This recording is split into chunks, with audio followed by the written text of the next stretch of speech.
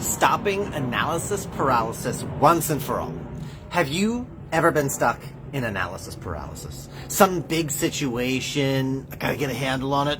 To Google, let me get podcasts, let me get articles, let me get analytics, let me get free content, let me sign up for a thing, opinions, options. And time ticks forward and things don't get done.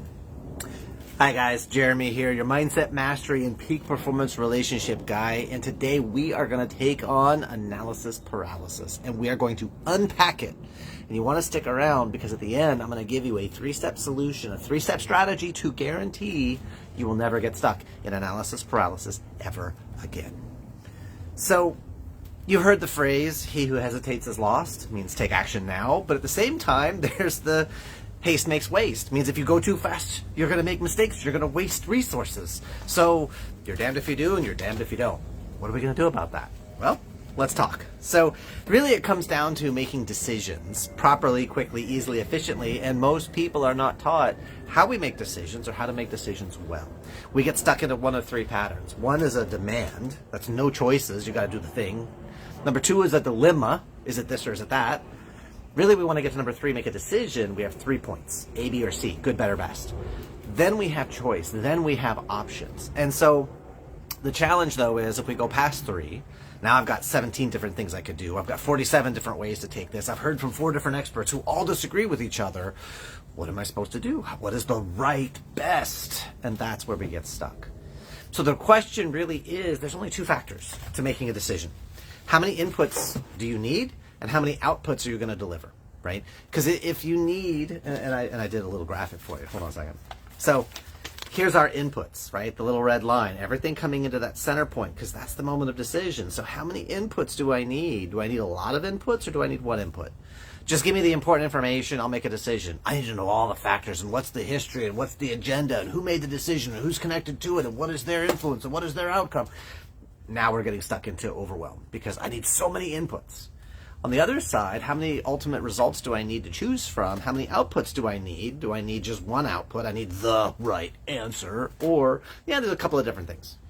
And this strategy, by the way, this input-output diagram, if we intersect the two, looks like that, right? Are you one in, one out? Are you multiple ins, multiple outs? Are you multiple ins and only one out?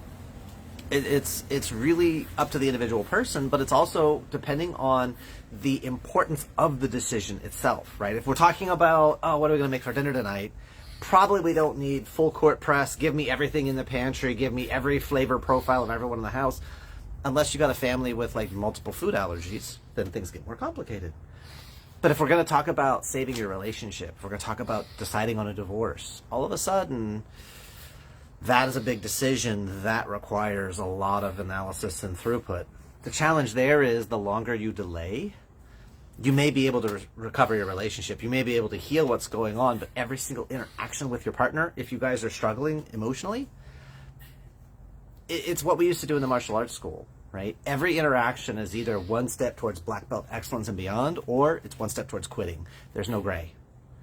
Either people are committed to the outcome and the goals and the results, and we're moving towards that more compelling future, that further, farther, faster goal, or we're going to quit. So what if you thought about every interaction with your intimate partner? We are either a marriage to shake the pillars of eternity, something epic, love and passion and joy and delight and all juicy fun times, or this interaction is moving us towards getting divorced.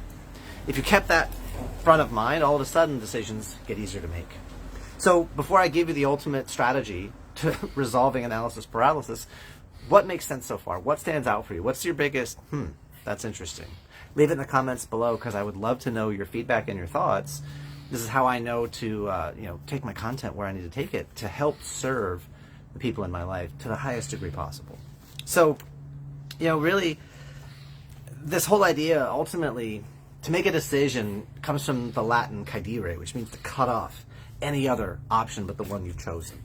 So you need to decide, what is your ultimate result? What is your ultimate goal? What is your ultimate outcome? If you have that clear, then you can be flexible in approach. Whatever the thing is that you're going to make happen, we can choose different strategies. We can find different ways to get there, but you have to know what you want. And if you're not sure and deserve comes up, then you probably have some other work we need to do on there as well. But I promise to give you 3 steps, the ultimate 3 steps to getting out of analysis paralysis once and for all. It's actually really freaking simple. Number 1 is you get a coach. You get somebody who is doing the thing at the level you want. They are at that higher future, that thing you've decided on. I want to be like that. Find somebody who's already there doing it. That's your first step. Get a coach. Number 2 is get a plan or a strategy with that coach, because they've got a way, a system, a process. They've got a ladder that you can climb. Frickin' climb the ladder. And then the third step is get a community for accountability. Because there's going to be times, even with your coach, even with your plan, there's going to be times you're going to doubt. There's going to be times you're exhausted. There's going to be times you feel weak or exposed. Having somebody else to bounce things off of, just verbalizing the idea of whatever is pressing on you, helps you to work through it. It helps you get out of that analysis paralysis to get to what really matters, to help you make a decision to move your life forward, further, farther, faster. So that's it. And if that sounds like, ooh, I really need, but what coach am I going to get? And then all of a sudden you feel yourself spinning up, we definitely need to talk, because that's the problem. You're in a pattern and you know how to get the results of, I'm stuck where I am, I want something different, but let me get into analysis paralysis. No, you need to get into action. You just start talking to people who could help you to move further, farther, faster, and get the vibe on them. Oh, I like this person. I like their energy. I like their attitude. I think they could help me. And then you get into motion with that person. That's the fastest way to go. That's the fastest way to grow. That's the fastest way to get out of this analysis paralysis crap. And if that makes sense to you, then I want to let you know this right here is just one piece of an overall program, an overall approach that I have. That's called the Relationship Mastery Program. And I have a tool that I call the Roadmap to Relationship Mastery for Men. And we walk through how to analyze, how to get clear, how to get to the important stuff quickly and easily. And it's a reproducible strategy, so you can use it in lots of different situations. If that sounds like something that would be useful for you and help you to get out of this pattern of analysis paralysis, well then, we need to talk. Just look in the comments down below and hit me up in there. Follow that link to the next step, and we'll get some time together. We'll get to that next step moving forward. So quick recap: inputs versus outputs, make a decision, cut off all other options, and know your goal. Be flexible in approach, be rigid in your result. Get a coach, get a strategy, get a community. And I will see you next time. You make it a great day. Bye.